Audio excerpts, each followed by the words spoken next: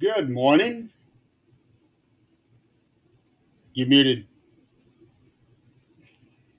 There we go. Good morning. Normally, I have this problem with Nick. I would not expect that from you. I thought about it right whenever it was coming on, and then I had to adjust my volume, and I Yeah. fixed it quick. So, how are you doing this morning? I'm here, tired, still recouping from this weekend.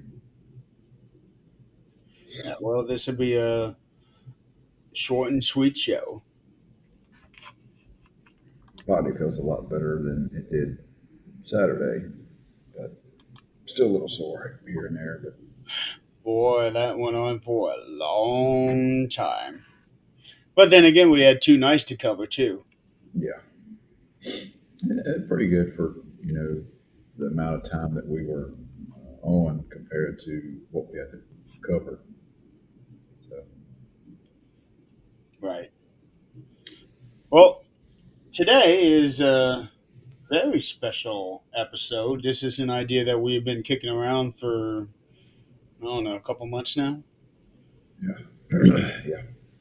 Um, about establishing our own Hall of Fame. This is from a fan perspective for the page, Marks on Wrestling.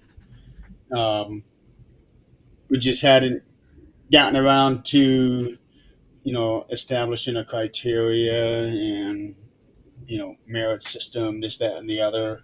How how we're going to do this, and then with the death of Hulk Hogan, it just Seemed like the right time. yeah, the death of Hulk Hogan, and also being that today is his birthday. He'd have been 72 today. It's just seemed like the appropriate time to do it. Yeah, I agree. No, Which, pretty much know without announcing it too much. Of course, you can see the background on the video that we're doing here. So, Hulk Hogan is going to be the first inductee into the Hall of Fame. yeah. Um,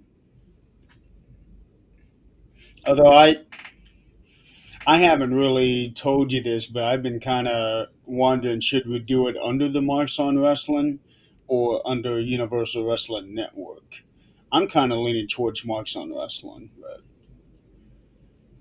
Uh, if we did it under the universe, if we, well, I guess we already got the thing up there. But I don't know. But here is okay. Let's see if I can do this right. Yeah.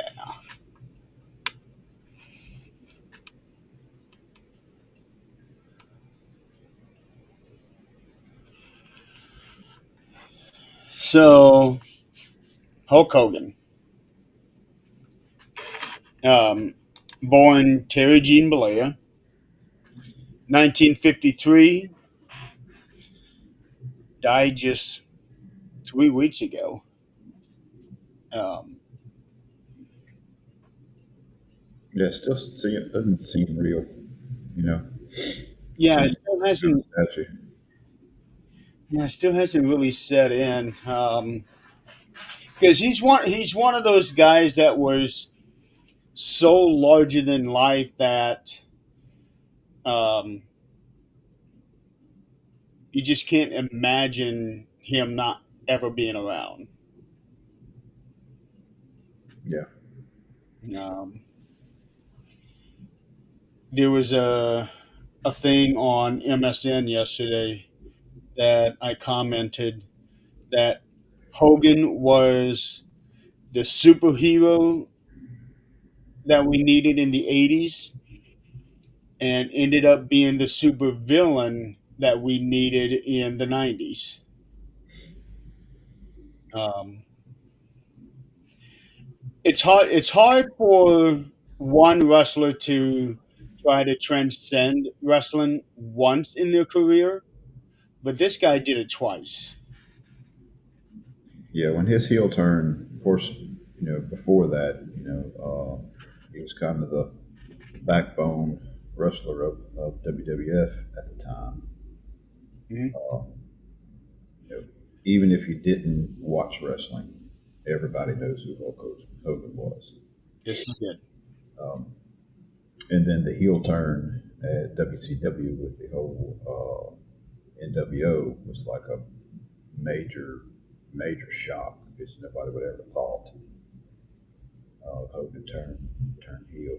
Um, I had heard that he wanted to do it back in WWF before it got changed to WWE, but Vince didn't want to do it. And from Vince's perspective, I can't say I blame him.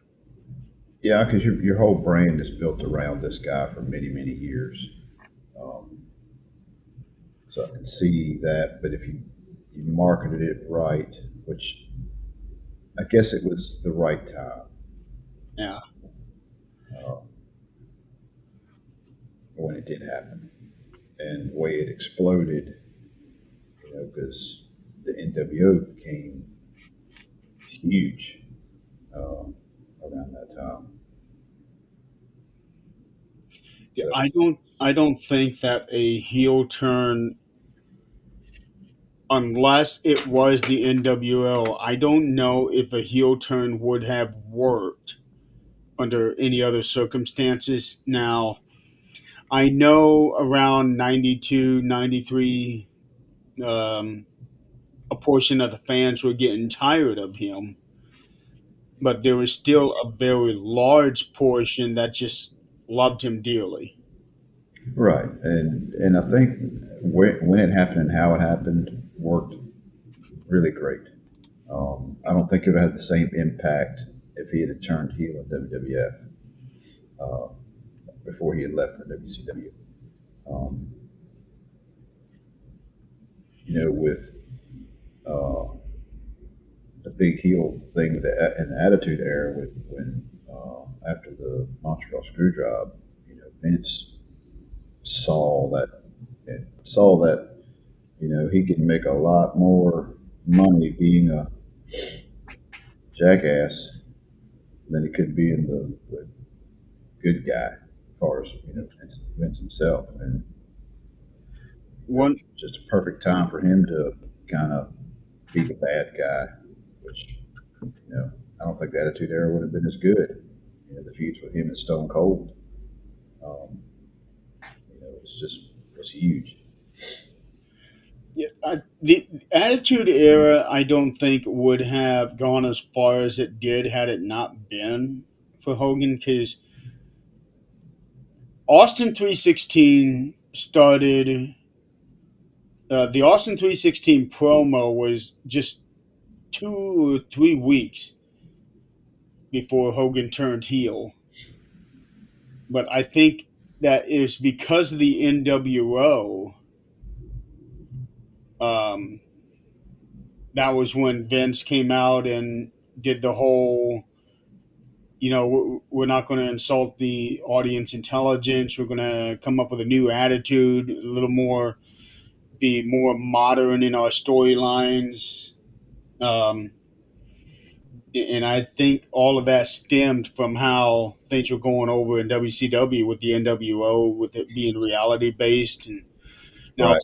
Steve Austin has often said there is no Stone Cold without Bret Hart, and it's because of their feud that kind of jump started the end of the Attitude. Yeah.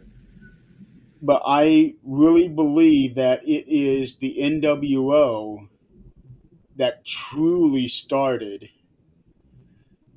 um,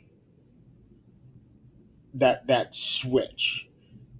Yeah, because if WCW wasn't starting to beat them in the ratings and start really going in a different direction with wrestling as a whole, I don't see that the WWF at the time changing anything drastically like they did.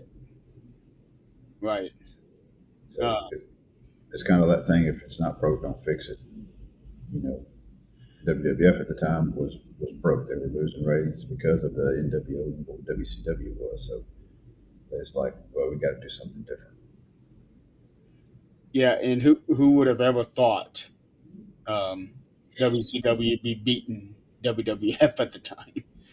Yeah. Uh, even though they had the a monster behind them in Turner Broadcast, and they still weren't getting the kind of backing and everything that they needed, like what Vince McMahon had with the WWF. Um, and honestly, it wasn't until Hulk Hogan came in that things started to turn around for them a little bit. Um, Mean Gene Oakland in the uh, the documentary called "The Rise and Fall of WCW." Mhm. Gene Oakland said that Hogan legitimized WCW, and I believe that. Yeah. Uh, You have somebody that big that you basically stole from the other guy. And it's like, hey, let's yeah, see what's going over there. because Hogan, for all intents and purposes, was retired from professional wrestling. He was going full force into to Hollywood. He had been doing movies. He had at the time released Mr. Nanny, Suburban Commando, No Holds Barred. Now, granted, not blockbuster hits, but still, they had some level of success. And he was also in the middle of filming Thunder in Paradise. Well, you think about it too. In the '80s, I mean, there was a lot of movies coming out. Not all of them were great. I mean, it's not like, and I guess nowadays it's the same way. It's like they got a lot of movies coming out, but they're like rehashing same old story type movies or remaking movies. It's like it's because they run out of ideas. But you had with the '80s, you had the explosion of VHS Yeah, also. So it wasn't just a movie theater type thing because a lot of things went straight to hi Tom. VHS. Um, so even though Hogan's movies wasn't that great, it was kind of sub a part of basically a lot of stuff that was coming out during that time. I I actually thought Mr. Nanny was pretty good. Um, it might actually be his best movie. I've seen most of them. I'm still looking for some. Uh, I've probably only seen maybe one or two of his movies. It was that whole time of because I was like, that was a time period when I wasn't even watching wrestling at all. Even when he went to WCW, it wasn't until Sting and Hogan, the big Sting Hogan match was getting pushed before I actually started watching it again. One reason being that I didn't have cable where we lived, so if it was on regular networks like Saturday Night's Main Event, I didn't get to watch anything. Mid South was already gone at that time. They had changed to UWF, and even the old NWA stuff I didn't get to watch. yeah, So Mid South was my big introduction to wrestling, and then when they changed to UWF, and it kind of went a different route on as far as cable wise, not your usual networks. So I wasn't able to watch too much of it. Of course, UWF didn't last very long um, after the change, and then you get a little bit of Saturday Night's Main Event on Saturdays. You get to watch a little bit of that. Um, and then I guess in my mid-teens, another wrestling show called CCW came on. Uh, I believe on Saturday nights. I really got into that a good bit.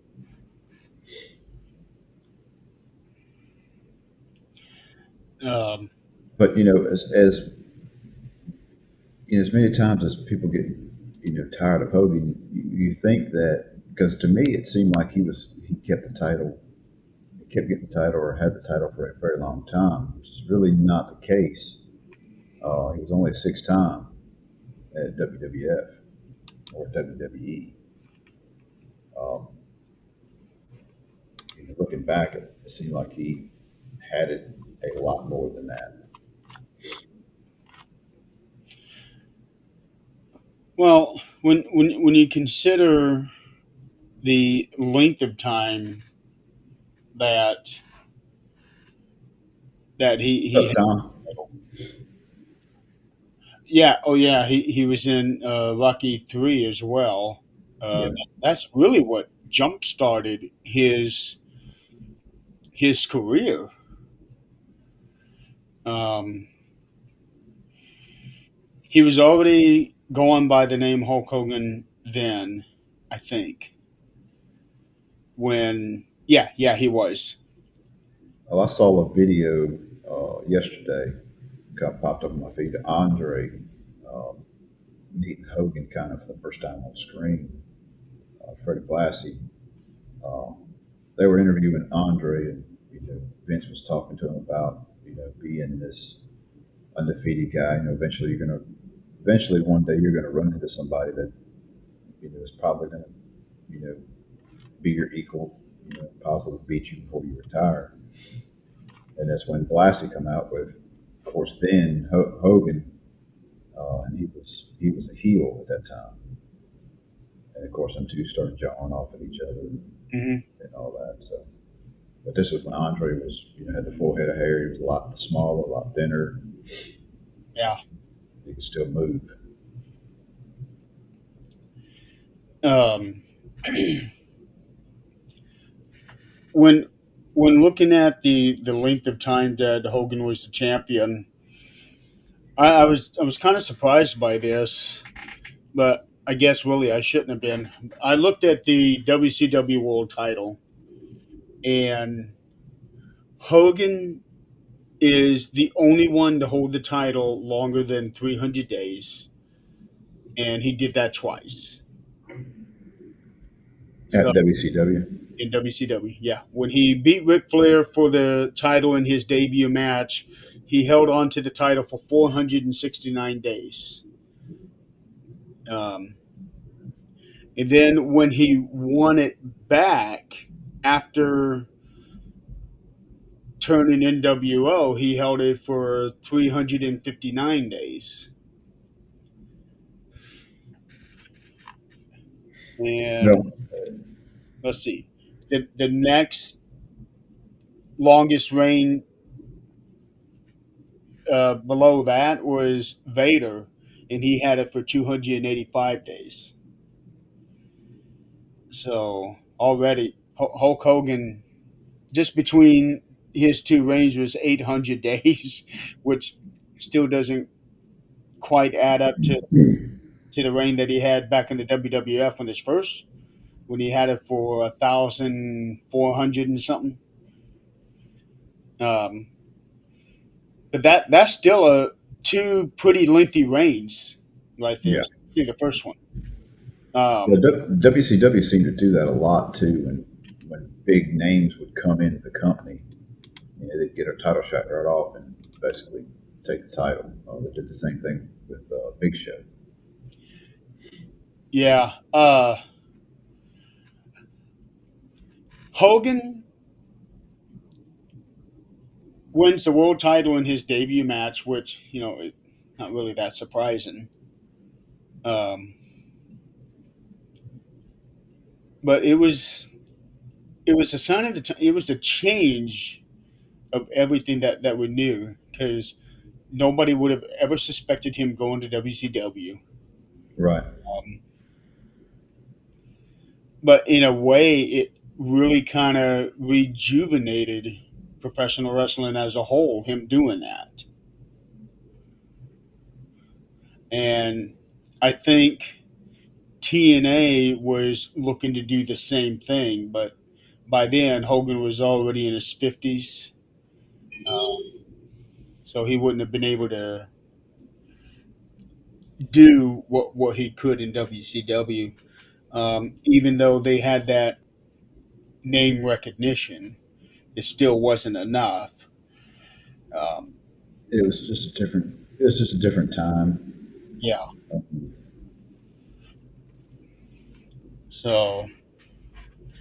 So let's run down the list here. Let me zoom in. So let's run down the list here. 6 time WWF champion, including his last reign was during that time that they transitioned from WWF to WWE. So the argument can be made that he was the last WWF champion and the first WWE champion. yeah, and I remember. I remember when they changed that over, and I was like, "What the heck are they doing?" But of course, it was the whole. Was it World Wildlife Federation sued him for the acronym. Yeah, Um,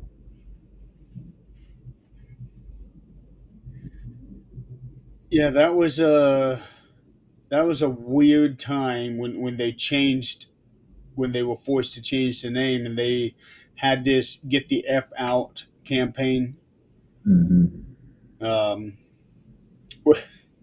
it's pretty cool when you think about it, but it's just and even still today, it still doesn't feel right seeing WWE. Right. But one thing I've noticed the way that people refer to the company is today everyone always says I want to go to WWE or something to that effect. I want to go to WWE. Back then, they always said I want to go to the WWF. Right. So it's kind of weird how whenever it was WWF, it was always the WWF. But now when it's WWE, it's always just WWE. Right. They don't say the WWE. Right. Well, it's the mecca of the wrestling. It's the big time. Yeah. Um, and then he was the 6 time WCW champion. Um, and when he did it, he was the second ever to do that, holding WWF title and WCW title, which is another very big deal. And then also he won the IWGP championship. In fact, he was the first one to hold that title. Um, let's see, where is it? Okay, here we go. So he was the first one to hold that title. He held that one for just over a year. Um, Title is no longer active, but it was a very big deal for Japan. And this is before he ever before he came back to the WWF. Um, Actually, according to this, he held the WWF title and the IWGP title at the same time. Um, because he won it in June of '83 and then lost it in June of '84. By then, he had won the WWF title in January of '84. So he was a dual world champion at the time. Um, And if you watch a lot of his wrestling, they talk about he didn't have a whole lot of moves. You watch his Japanese matches, he had a lot of actual wrestling ability. right. You didn't see that quite as much in the WWF or WWE or WCW for that. But he could do moves, drop kicks, off top rope, all just actual wrestling ability. Um, yeah, that's very true because nobody knew that anything else ever existed. I would imagine. Right. Um, Now, what's unique about the IWGP title is um, Antonio Inoki was the last champion, and then all of a sudden they did away with the title, and then they come in with a new IWGP championship in '87, and Antonio Inoki wins it. So I don't. It doesn't make any sense why they um, changed lineage like that. Um, It might have been some kind of corporate business thing behind the scenes. I don't know. I don't know. Well, anyway, he won that title. Um, he had also won some other championships, like in the NWA. He had won two versions of the NWA Southeastern Heavyweight title. One was the Northern Division, and one's the Southern Division. Right. Um, let's see, kind of get in here to take a look at when he would have won those titles. Uh, okay, here it is. It was when he was Sterling Golden, um, which I think was the first name that he used when he debuted as a wrestler, Sterling Golden. So he won the Northern Division in December 1st, 1979. And now the Southern version would have to have been right around the same time. Let's see here. June 6th, 1979. And no, he was going by Terry the Hulk Boulder for that one. So he was going by his first real name. And and at one time I actually thought that Boulder was actually his last name, not Balea. So pretty interesting. And those are the really the only other titles that he had won outside of WWF and WCW. Now, in the WWF, I don't have it listed here. He was also a tag team champion with Edge, um, and that was actually I think that was the last championship he held. Um, when winning the tag team title with Edge, so that was pretty cool. He is also a two-time Royal Rumble winner, 1990 and 1991. Um, First ever to do back to back. But at the time when he won that, it wasn't such a big deal as it was when Shawn Michaels won and Steve Austin won. But the two rumbles that he did win, there wasn't really anything on the line.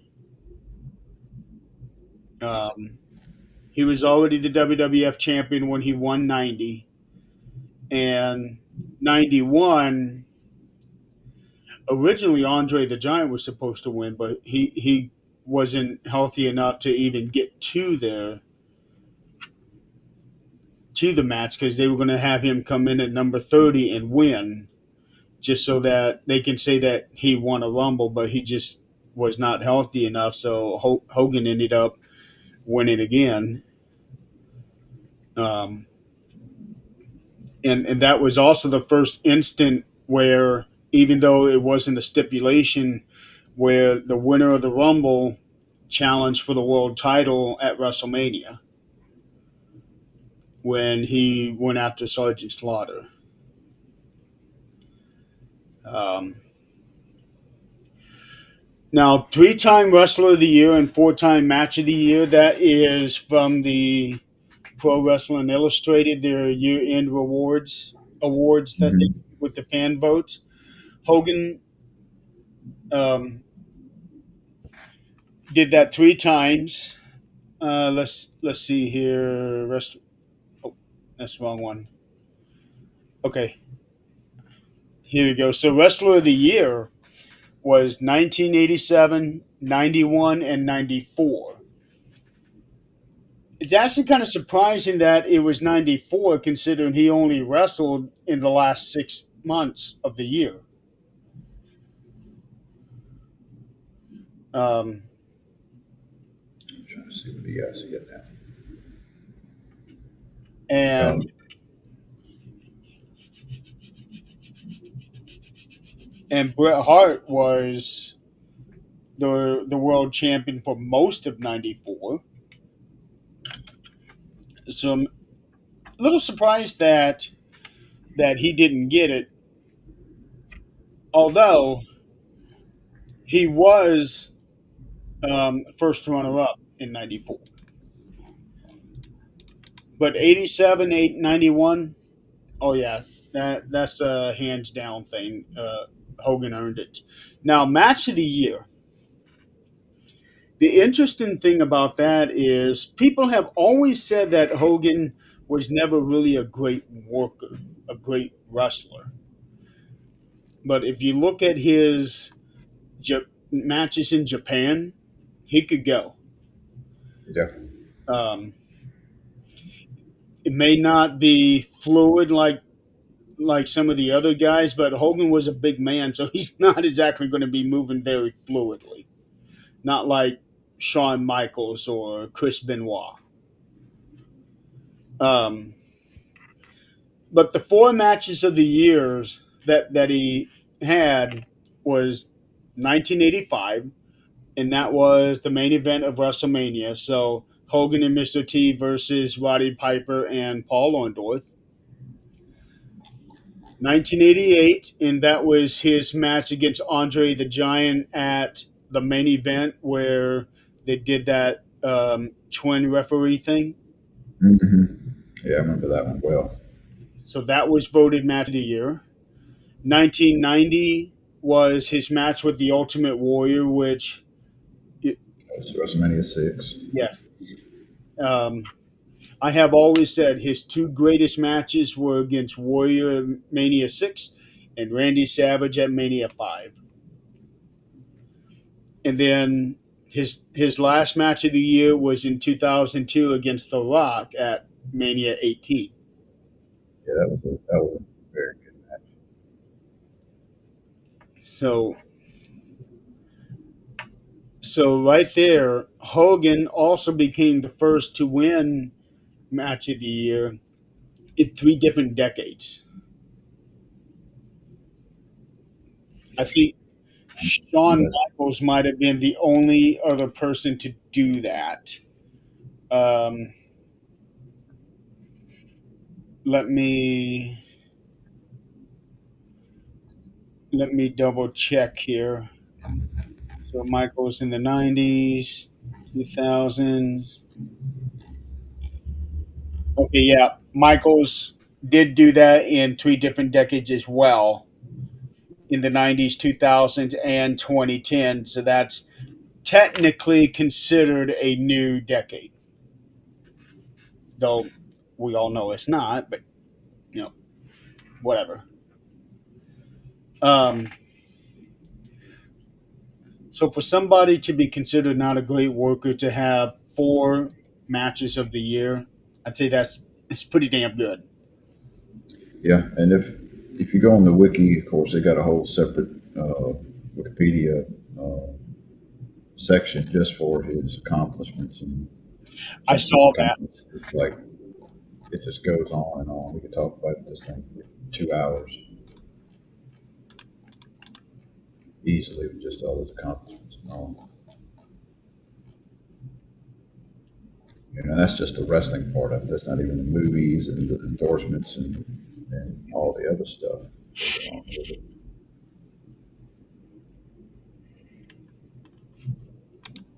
Um, Now it would be nice if this thing showed the runners up for those for other matches of the year because I'm pretty sure that Hogan was in the running at basically You every know, like, yeah, I would agree. because the 1989 match of the year was Ricky Steamboat versus Ric Flair, which that's touted as one of the greatest matches ever.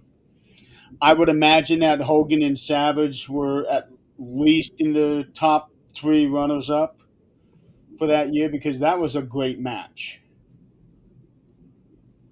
Yeah, Uh, and they built that thing up really good whenever that whole power, uh, mega powers, Mega Powers explode. yeah, mega powers collide. Is that what it was? No, it was just NWO for life. They didn't say that with Mega Powers. I don't think they did. That was that whole thing with um, Elizabeth. Mr. getting involved and managing both and all that stuff. And it's the normal thing that happens in wrestling. You got a good tag team um, that goes on for a long time, and then there's something happens, and they wind up one crosses the other, and they feud, and they build that up as a singles match. The thing with Hogan and Savage is that even though Randy Savage was the world champion and doing a really good job, I thought he was still being overshadowed by Hogan. Um, and it was the same case when Ultimate Warrior was the world champion too. He he was the main event and everything, but it was Hogan's show, and Well, he was on. I think different with Warrior. It was the time. It was the right time to for Hogan to uh, kind of pass the torch. If the Warrior would have been, uh, I guess, a better businessman at the time, I think it would have took off. But I think it was, I guess he thought he was bigger than what he was, as far as like holding out for more money and this and that, being a champion. It was Yeah, like, um, but I always liked the Warrior. Warrior was one of my favorites back in the day. That was the first actual uh, pay per view that I actually got to watch as it happened. I bet that was exciting. It was. I remember somebody had it on the cable satellite thing, and I went over there to their house and watched it, recorded it. It was good. It was a good show. Now I went back and watched. I went and rented VHSs. Of WrestleManias. WrestleMania 3. WrestleMania 3 was probably the first one I ever saw. But that was the VHS. Yeah, Uh, then I went back and saw one, two. Of course, we did a thing not long ago, about a year ago, where we were watching some of the WrestleManias in order. I think they did some shows on those.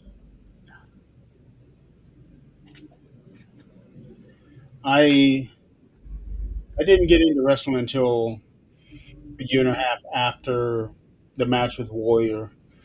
But I remember first time going back and watching the entire WrestleMania 6 tape, videotape, and even though I knew what was going to happen, the lead up to the match and then watching that match, I was on the edge of my seat because it was just so incredible seeing these because Ultimate Warrior is also larger than life. And you could hear the reaction from the fans. They were cheering both of them. It's like they were torn. Who do we yay and who do we boo? Um, From my recollection, it's kind of one of the first times on that big stage where you see two baby faces going at it. yeah, I think so. Now I saw smaller stuff and smaller organizations do sometimes go at it back and forth. It wasn't nothing compared to Hogan and Warrior. Yeah, that was an incredible time. Um, I keep hearing music. It's not music; it's a mower. Oh, When I get down here, I gotta get out and do 2 yards, two big yards. okay.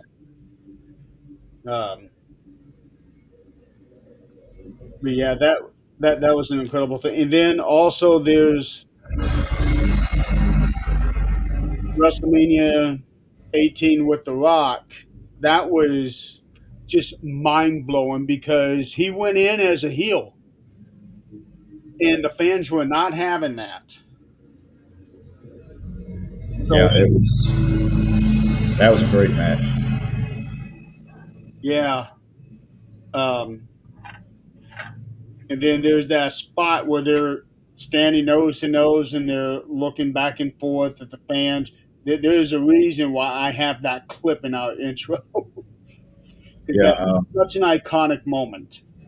right. I mean, they get in there and of course one big, everybody's cheering for The Rock. It's supposed to be booing Hogan, and it just like it's a Yeah, mixed emotion. And towards the middle of it, they realize, you know, they're pulling for Hogan more than they are The Rock. Um, so yeah, it was a good match. yeah, it was. And then Hulk Hogan is a member of 6 Halls of Fame, um, which is a Seven testament now. to his career. Seven now. 7 now. Yeah.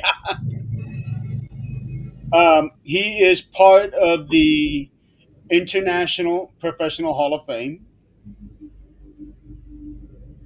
Um,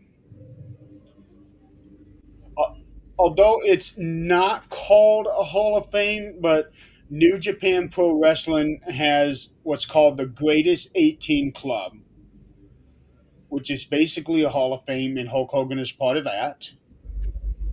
He is a part of the Professional Wrestling Hall of Fame Museum, Hall of Fame and Museum. Um, of course, the WWE Hall of Fame, and he's in there twice, one for himself and one for the NWO. Right. Um, okay, so that's international, professional, WWE, Japan. He is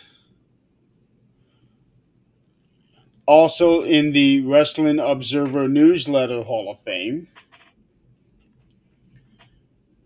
Where did I find the other one at? You count this one? No. I wonder if maybe I was counting his two inductions in the WWE Hall of Fame. Could be. Yeah. Um, but either way, that's still a very impressive feat. And then who knows how many fans Halls of Fame he's a part in. Uh, Right. yeah, there can be no question that he has. If there's a wrestling Hall of Fame anywhere, he He's has to be a part of it. yeah. Um, I think you're the one who said it that when it comes to the Mount Rushmore of wrestling, Hulk Hogan is the Mount Rushmore.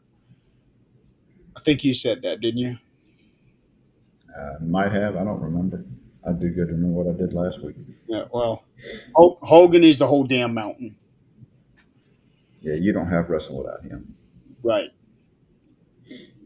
And then there's um, 8 WrestleMania main events, unmatched until Roman Reigns came around. Um, Hogan main evented 8 of the first 9. WrestleMania 1, it was him and Mr. T versus Roddy Piper and Paul Orndorff. WrestleMania 2, it's him and King Kong Bundy. Hmm. WrestleMania 3, it's him and Andre the Giant. And to me, that is the single most important wrestling match of all time. Not saying greatest match of all time, but most important match of all time. Then at WrestleMania 5, it's him and Randy Savage. WrestleMania 6 against Ultimate Warrior. 7 against Sergeant Slaughter. 8 was Sid Justice. And 9 wasn't even supposed to happen, but it was an impromptu thing in him and Yokozuna. Um, so that's his 8 WrestleMania main events. And nobody would even come close to it until Roman Reigns came around. And even then, you kind of have to look at it differently because Roman Reigns now has 10 WrestleMania main events, but 2 of those are night one. So it just all depends on how you look at it. I look at it as a main event because you closed out the night. Hmm. But there's a lot of people that say that the true main event of WrestleMania is the last match, and that's night 2. Okay, I can see that argument too. Well, it's kind of I look at it as two individual shows, even though they're one show. It's two individual shows. Um, Right. in my opinion, you could have two main events, one for first night, one for the second night. Now, with the SummerSlam being two nighter now, who knows what else. We talked about this on the last show about they're talking about doing Royal Rumbles and just different ones being a two nighter, which makes perfect business sense. Oh yeah, absolutely. Well, I I want the Rumble to be 2 nights so that they can have the two Rumbles headline both nights instead of starting the night off with the Rumble. And finishing off, Yeah, I agree. because I like 4 matches and then the Rumble, like they always used to do it. Um, I want to see the Survivor Series come back as the old Survivor Series. I do too. I like the War Games thing, but I really miss the elimination matches. Um, But granted that the last few years of them doing that just did not have the appeal like they did in the beginning. Right. So I'm kind of wondering if maybe that's why they're doing war games, and then eventually they will go back to eliminations. I don't know. Um,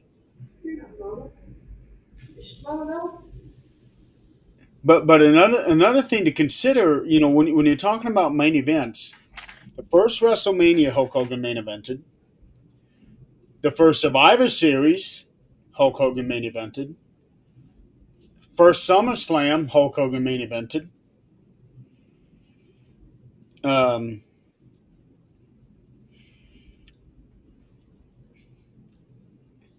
can't really throw the Rumble in there because, well, the very first Royal Rumble it was a tag match, not the Rumble match itself. Yeah, and back then the Rumble was just a standalone battle royal. It wasn't. You didn't get an automatic, contract for the title back when it Right. first started. That wasn't until after he left the first time around. Yeah. So, and Uh, because I remember him being the champion and being in the Rumble. yeah, So now it's not like that. Champion has its own little own match at the sometimes have their own match, but yeah. Like Brock Lesnar came into the Rumble as the champion. right. You saw the dominance in that one. That was a hell of a performance there. And then there was Roman Reigns coming in as defending the title in the Rumble. Right. Um, that had never been done. I keep hoping. That's why I was really hoping that John Cena would hold on to the title until December and win the last match and essentially vacate the title so that the Rumble in January they can do it as the winner of this year's Royal Rumble will win the world title. I was really hoping that they were going to do that, but you know, not to happen. Well, who's to say that somehow or another between then and there it doesn't change hands again and Cena gets it back towards the end. Um, they could do anything they want. Right. Uh, speaking of that, did you see the clip about what they were talking about doing with Chelsea Green in the Rumble? Uh, The one of the ideas that was pitched out there, and this is one that I had years and years and years ago, and had been waiting for them to do something like this. Number 29 comes out, and whoever she is, and the people in the ring, they are all eliminated. There's nobody else in the ring. Number 30 gets the countdown to come out, and it's Chelsea Green. And as soon as she enters the ring, she's the automatic winner of the Rumble. that'd be that'd be crazy. Yeah, I have been hoping for years for something like that to happen, and finally somebody pitched it. They thought it was a funny idea, but damn, that'd be so awesome if they had done something like that. And Chelsea Green would have been the perfect one to do that with too. Hmm. But it is what it is. So anyway, those are just some of the achievements of Hulk Hogan. There are numerous other things, um, mostly like awards from fans and magazines like Tokyo Sports and Sports Illustrated, um, TNA, other things like that. Um, he had also won 1988 Kids' Choice Awards for favorite male athlete. Um, in 2006, he won a Teen Choice Award for reality male. Oh no! The reality show. That Of was those, yeah, that was a nomination. Never mind, that wasn't something he. Oh, here it is: Boys and Girls Clubs of America Hall of Fame. That's the other one. hmm. Um,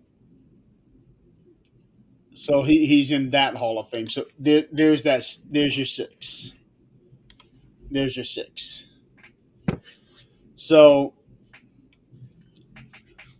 all in all, Hulk Hogan had one of the greatest wrestling careers anybody could ever hope for. Um, and his legacy is concrete. You there is nothing that can come close to what he did for the world of wrestling. Yeah, like I said at the beginning, you don't have to watch wrestling to know who Hulk Hogan was. And there's a lot of legality stuff in there too, and kind of cancel culture stuff, especially that last time he appeared on Saturday Night's Main Event. Um, the fans just wasn't having him out there, uh, and it's kind of you kind of forget about those things when he passed. Most of the fans anyway. Yeah, one thing. It really depends on the thing too. Doesn't define who you really are. Right. He carried on a well. He carried the entire industry on his back for many years. Um, and the way that he was with the kids and well even the adults really um, even here in these last few years he made so many memories for people. There was one that I saw recently where a deaf and blind couple went into one of his shops and he went and interacted with them and had them touch his mustache so they would know that that was him. Um, so I know that they greatly appreciated that. Right. So he left a lasting impression for a lot of people. Um, he left a lot of good memories for a lot of people. Yeah. Um, I choose not to focus on the negativity. I actually had somebody try to shove that down my throat when I was doing when I was honoring him on the day that he died. Actually, Mm. somebody tried to do that to me. Not happening. Um, Well, that's just the way society is now. It's yeah, they remove the negative more than they do the positive. right. I messaged her. I said my post was not open to negativity at all. You saw that I deleted it. Accept it. So, There's um, enough negativity in the world without somebody chime in on something that person probably never even watched wrestling. right. Yeah. So Um, to say that Hulk Hogan is the greatest of all time, I think is an understatement. He may not have been the greatest wrestler or greatest technician, but he didn't need to be. You know, he, wrestling would not be where it's at today without Hogan. Absolutely. Um, there would definitely be no ESPN, as they announced it a couple of days ago. No Netflix. Um, WWE would be nowhere near where it's at. In fact, they might even still be in in the '90s today had it not been for him.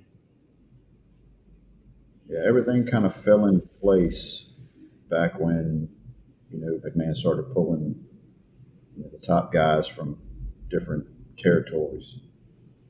Um, that was all good and well, but without having Hogan as one of those top guys or the top guy, I don't think even WrestleMania would have lasted. Probably not. Probably not. So, but there you have it. Hulk Hogan as the inaugural inductee to the Marks Wrestling Hall of Fame. Um, I wish I could have done a better Hall of Fame logo thing, but that was the best I could do. Um, it still looks pretty good, I think. Did you do that yourself, or did you get AI? No, I made that up myself. Um, I found the Sword and Shield online and just put the lettering in it myself, and then I did the overlay on Photoshop, covering half of the ring and putting Hogan in there. So yeah, with the exception of the shield and the sword itself, I made everything else up. Well, that's good. Um, had a hell of a time getting the Hulk Hogan logo. This part right here, had a hell of a time getting that. Um, Get it in there to, I guess, overlay. no, it was getting getting just that with the transparent background. I got you. I got you. Um, Vectorize it. that was the hard part. Everything else is was easy. It was his personal logo because before I had you saw I typed out his name and every other letter was red and yellow. Hmm. I didn't like that, but I had that on there because I wasn't able to get his logo. And then finally I got it, and that was when I sent you the second one. So, but that's how all the other um, things will be well, if they have one. If they have one, um,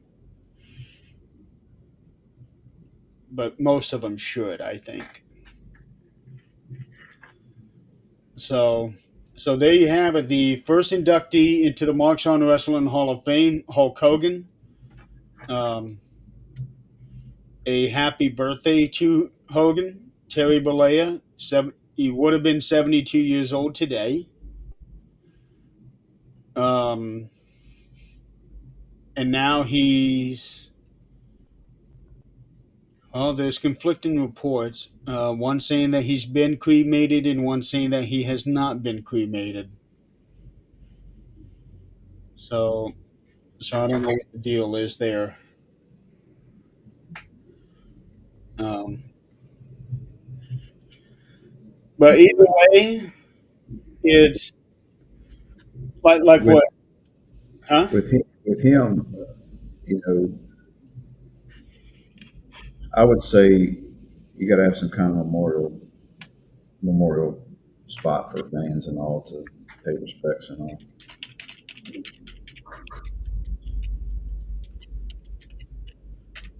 Um, Ozzy was buried on his property in England, so he's not open to.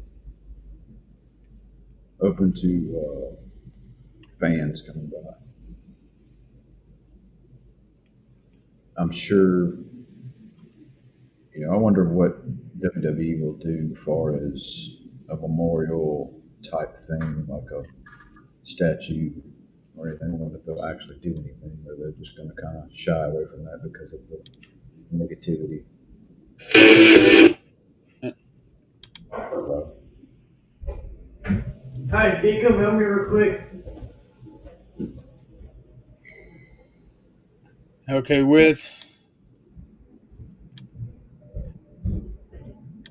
that, I'm going to end on a clip from Hulk Hogan and Vince McMahon back in 1992. Uh, hopefully, it won't get flagged. well, I'm not actually going to share it because last time I tried to share a video, it muted everything. So I am just going to play it.